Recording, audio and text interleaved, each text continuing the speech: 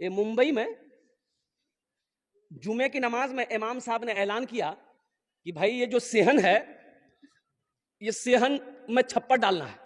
لوگ دھوپ میں نماز پڑھتے ہیں، 2 سے 2.5 لاکھ روپے خرچہ ہے.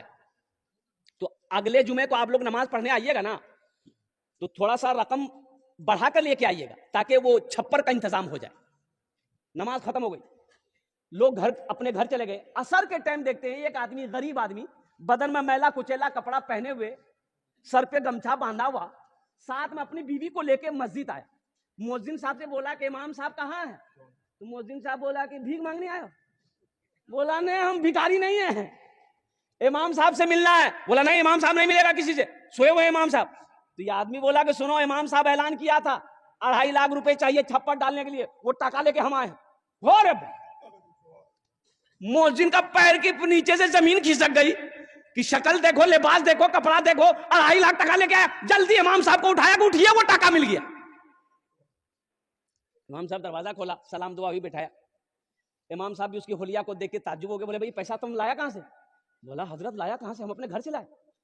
وہ آپ میری شکل، میرے لباس کو دیکھ رہے ہیں نا.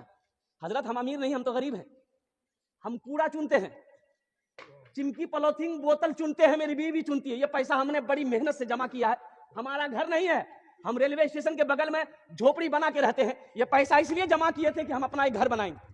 لیکن جمعے کی نماز آپ کے پیچھے پڑھتے ہیں، آپ نے جو اعلان کیا نا، ہم اپنی بیوی سے جا کے مشورہ کیے تو میری بیوی بولی کہ جس طریقے سے ہم لوگ رہ رہے ہیں 2-4-5 سال اور رہ لیں گے، لیکن لوگ نماز پڑھے، دھوپ میں نہ پڑھے، وہاں سایہ ہو. یہ پیسہ لے جا کر امام صاحب کو دے دی. اور سنو، امام صاحب بولا کہ نہیں بھائی، یہ پیسہ تو ہم ایسے نہیں لے سکتے، ہم صدر کو بلائیں گے، سیکریٹری کو بلائیں گے، خزانچی کو بلائیں گے. پورے محلے والا جمع ہو گیا. تو محلے والوں نے کہا کہ بڑی بڑی شرم کی بات ہے، یہ غریب آدمی 2.5 لاکھ روپیہ اکیلے دے رہا، وہ بھی کوڑا چننے والا.